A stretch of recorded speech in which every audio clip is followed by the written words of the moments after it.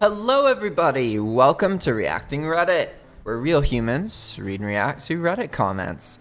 Today I picked the question, how did you almost die? Because I want to learn more about other people's near life and death stories. Personally, I find that one of the best ways to feel happy and appreciate my life and feel motivated is to learn about how other people almost died. It definitely gets you thinking. Alright, this first reply by It's a Calamity.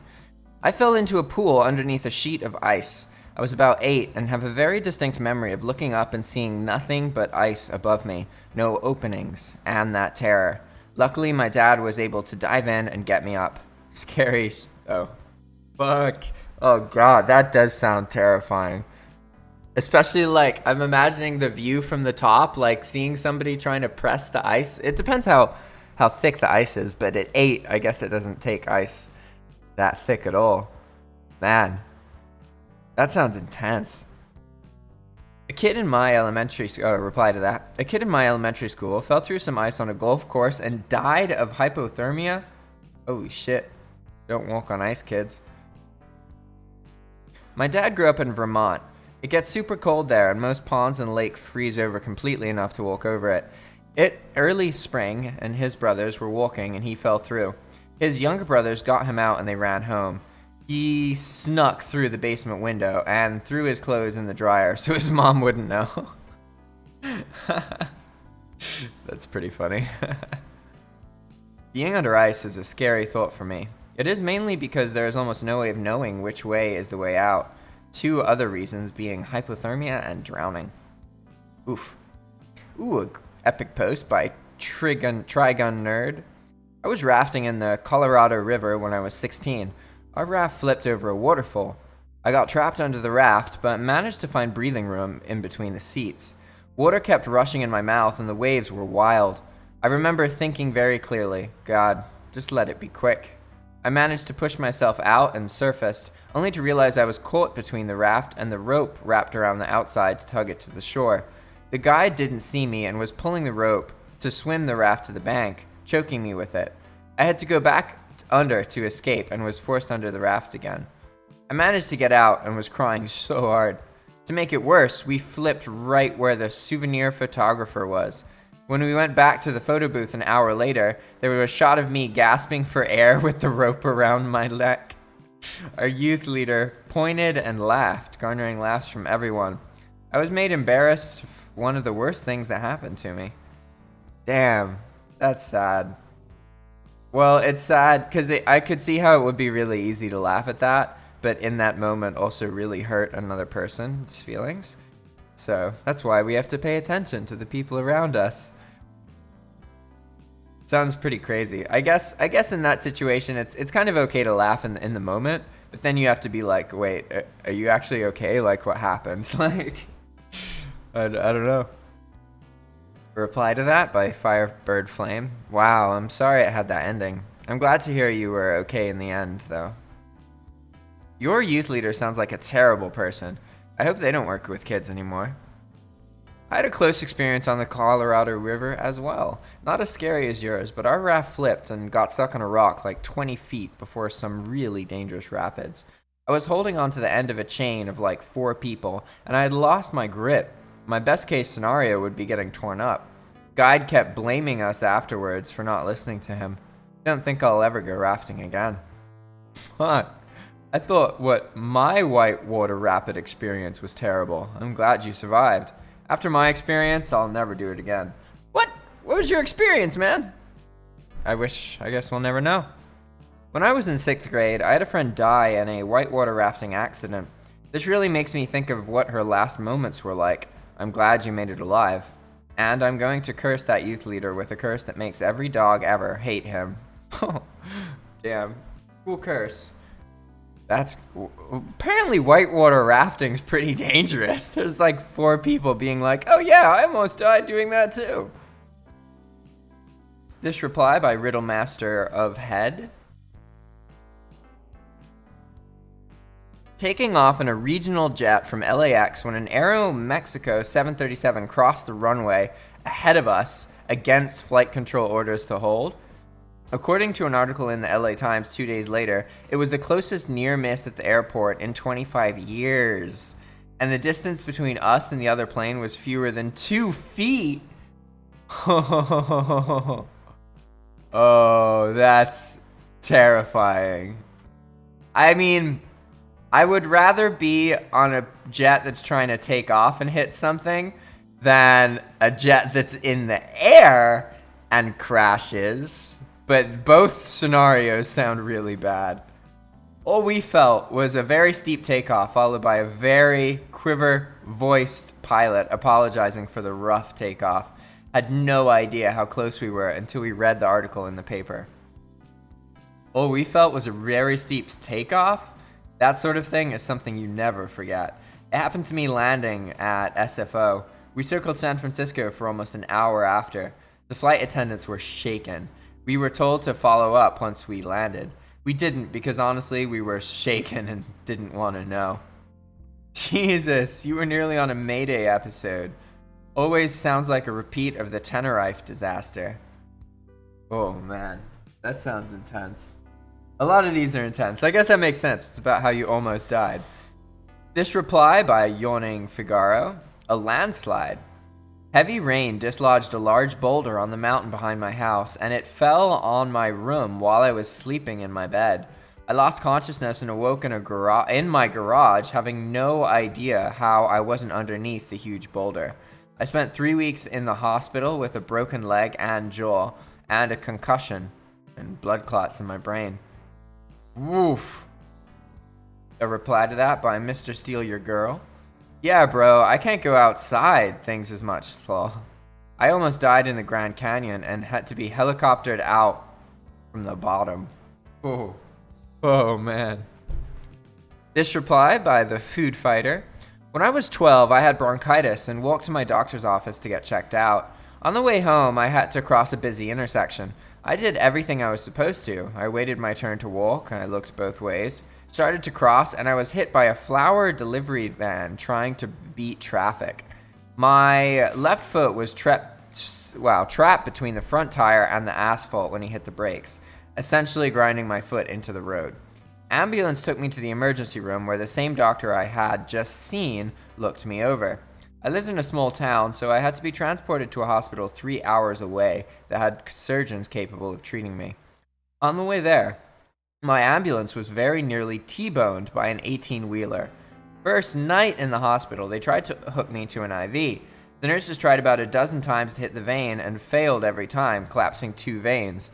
Because my body was weak from the trauma, the bronchitis hit me hard and I was set up on breathing machines. Over the next 3 weeks, I had 3 surgeries where they took my skin from my hip and stapled to the area on my foot that was destroyed. Took another 3 to 4 months of therapy before I could start to walk again. Yikes! Talk about multiple events. Dang. Imagine being in an ambulance, your life being saved, and then you get T-boned and you die. Or maybe you live. I mean, if you survived being in the ambulance, that you're being transported to the hospital that gets T-boned, you're really meant to be here to do something great. A reply to that by Savage Cabbage. It's lovely getting hit by idiots in cars, then spending more than a half a year recovering. I also had 3 surgeries because of that too. What a coincidence. Damn. Eating cookies all day. Says, when I was 3 months old, I caught rotavirus at daycare. My mom took me to several doctors and no one could figure out what was wrong, and I was literally dying by dehydration. Finally, they took me to a doctor who knew it was rotavirus and saved my life. Yeah, thanks to that doctor, I still see him from time to time. And thanks to my mom and family, that didn't let me die, even when they didn't sleep for days and spent a ton of money. I am glad I'm alive. Huh, nice. And this is a reply by NotQueenYet. Yup, and that's exactly why nobody should vaccinate their kids. Rotavirus just makes your children stronger. Herd immunity is a scam. I think, oh yeah, they're being sarcastic. Not saying it's your parents' fault you caught Rota, assuming they stuck to the CDC recommendation, and assuming this wasn't before 1998, because to my knowledge, that's when the vaccine was first licensed. But this is a largely preventable cause of severe diarrhea and potentially life-threatening dehydration. And by vaccinating your kids on time, you can prevent kids that are too young to get the shots, or can't to from other reason, contracting a literally really shitty disease. Huh. Rotavirus makes you diarrhea yourself to death. Good to know. I don't want to get rotavirus. Hide and Seek says, in September 2009, I contracted sepsis after a routine kidney biopsy went wrong. My small bowel was punctured and a blood vessel was burst. Everything leaked and mixed together, and then my body absorbed it. I was supposed to be in the hospital for a matter of hours and ended up staying for 2 weeks, 20-hour observation. IV antibiotics pushed 3 times a day, CT scans, ultrasounds, the lot. I remember lying in the renal ward thinking that this was it. I wasn't going to get out of here. But luckily the drugs worked, and here I am today. A reply to that? My friend had a colonoscopy go wrong. His intestine got nicked for some reason at a Friday exam. He started feeling terrible in the middle of the night that night.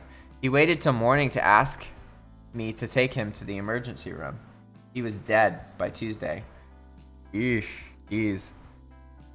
I got hit with sepsis too. It's freaking nasty. My appendix went, but the hospital kept saying nothing was wrong, and I was in the hospital for weeks. It's flat out awful. Ooh, an epic repost by Ted Baz, answering, how did you almost die? I am an electrician. Ooh. Some years ago, I was in an apprenticeship program. I was on a job where we were upgrading the entire electrical service for Pratt Institute in Brooklyn. The foreman had me tighten up the buses in the main cabinet on a Friday. The next day, Saturday, some guys were on the job, but I didn't work that day. And they did enough work to liven up the main buses that I tightened. On Monday, I came in early as I was the first one there. First thing I did was go to the main cabinet with my socket wrench to once again make sure the bolts I did were tight. The area around the main cabinet wasn't even blocked off or indicated that there were live parts. It looked just the way I left it. Now my hand is on the socket wrench, which is metal, which is touching the bolt, which is touching the live bus. This is a 4,000 amp service. If my arm was so much to as scrape the enclosure of the cabinet, I would have been fried inside out. I take my wrench off the bus. As soon as I do, a coworker comes into the room and sees me near the open cabinet and says, "Oh hey, be careful man, that's live," and walks away without even knowing what I did. As soon as I heard that, I rethought my entire life. Oh, that's terrifying. Oh, jeez. Electricity can kill you fast. My dad is an electrician. Is an electrician, not was. Good to hear. My dad is an electrician foreman, and it scares me how often his team has close calls and even deaths. A few years ago, they had an electrical wire snap and 2 people died. I don't know exactly what or how it happened. Just know that a line snapped, they were in their harnesses, and one fell to his death. Another tried to catch himself and touch the side of the metal building that the line was on and got electrocuted. Now my brother is an apprentice and climbs up poles in a harness 100 feet off the ground. Be safe, guys. You guys have a dangerous job. So no modern work safety techniques at all. Lock or tag out, de-energize equipment, any sort of permit to work. It's like working back in the 1920s. Yeah. I think it's kind of funny that like people don't realize that a lot of people don't necessarily follow protocols and stuff. Like one of the problems in life, it's kind of like the road. You can't just step into the road, right? You have to look both ways. And even if you look both ways, you can't expect that there's no driver who's not breaking the rules. You have to anticipate that other drivers are going to break the rules and not pay attention and possibly try and get you killed by accident, right? And that's kind of how you have to take that whole mentality to life, but you have to do it without becoming bitter about other people. And that's quite hard. It's definitely a balance. Chicken and the egg kind of thing. This reply by Suck It Cute Cat version 2. My brother almost killed me once. This is something my parents have told me. When I was growing up, my brother was a total dick. I mean, every family holiday was ruined by him in some way. When I was around 6 or 7, we were on holiday and there was a pool where we were staying. My brother really wanted to play games in the pool, but I just wanted to swim because I was an avid swimmer. So when I was swimming up and down my pool, my brother decided to jump in off the side on top of me. This would have been fine if he didn't then decide to stay on top of me and hold me under the water. He held me under the water until I stopped struggling under him to try and get up. He then panicked and then let go and swam away and must have alerted my parents, because then my mother had to dive in and pull me out of the water and push on my chest until I threw up some delicious pool water and coughed up my 7-year-old guts. Needless to say, he was in the doghouse for the rest of the holiday. He also tried to stab me with a bread knife once. We do not get on. Jeez. That does sound brutal. It says a lot about the brother that he tried to drown the guy, and then instead of pulling him out of the water, just ran to get his mom. He's like, "Hey, I accidentally drowned my brother." Jesus. Oh, a reply by the food fighter. My big brother tried to kill me once too. I was about 4. He was 11. We were outside playing, and it was time to go home. I had learned that I wasn't allowed to cross the street until someone older than me said it was safe. While my brother ran across the street first, I waited for him to tell me it was okay. He, on the other hand, waited until he saw a car approaching, then said, "Quick, cross now."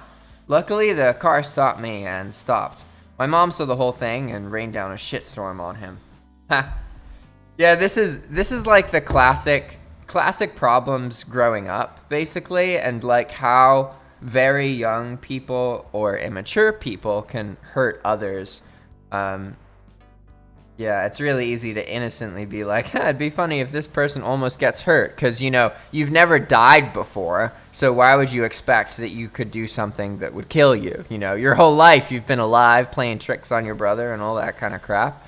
So, I mean, I understand the thought pattern that leads to it, but it's just sad.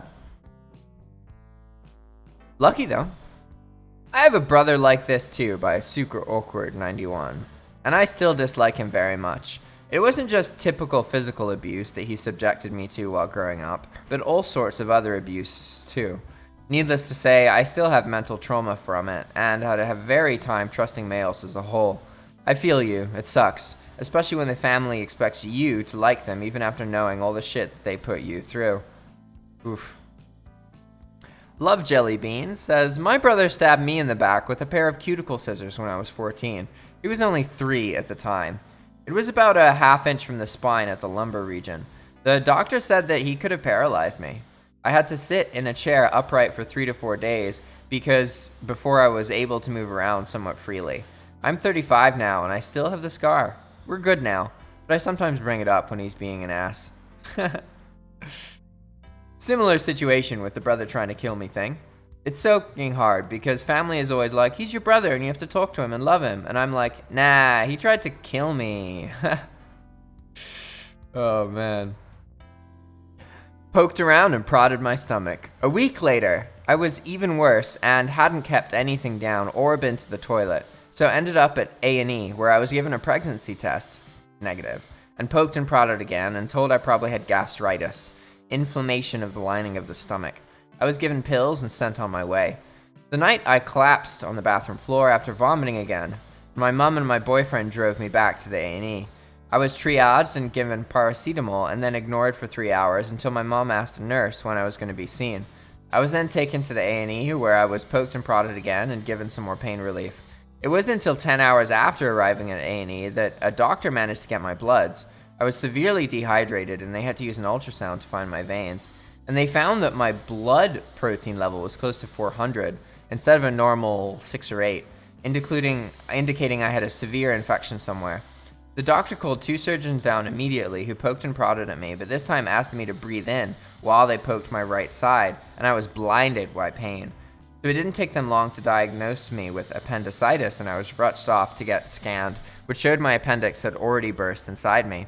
I was rushed into surgery, and they found I had necrosis of tissue, sepsis, and a pus-filled bowel, and could have died if they hadn't operated then and there. After the surgery, my doctor said it went good, as it could have been, but I was in for a long recovery. I was in excruciating pain in the hospital for 3 weeks, and had to be taken 2 months off work. Appendicitis is frequently misdiagnosed, If you find yourself with these symptoms and they don't go away or your doctor isn't concerned, push for a scan or blood tests. I've been told I have a high pain tolerance, which may have contributed to doctors not taking me seriously, as well as no shooting pain, but I wish I was more demanding with them. Oof, glad you're alive, buddy. Dang. Reply to that by Mega Goodwin. Hey man, I don't often comment, but I feel you a bit in this one. My son had this happen to him about 5 months ago. It took them 7 hours of surgery to get all the bad bits out of him. He was only in the hospital for about 8 days though, as he recovered quick. Looking back at it and reading this made me realize how close we were to losing him. Glad you made it through, man. Oh, yeah, me too. You don't want to die from it. Oh, well, I feel like now if I'm in pain and doctors aren't making a diagnosis fast enough, I just need to start screaming, appendicitis, appendicitis, appendicitis. Sounds like the appropriate response. And also, don't go whitewater rafting. All right, everybody, if you are interested in making content like this, please reach out to us. We are working on software that puts stuff on your screen, you interact, read, and respond to it, and make YouTube videos that way. If you are interested, please go to our YouTube channel, click on About, then scroll down, do the business inquiries thing, do a CAPTCHA code, and say hello by sending us an email. We want to have a Zoom call with you. Thanks for watching. See you next time. Ciao.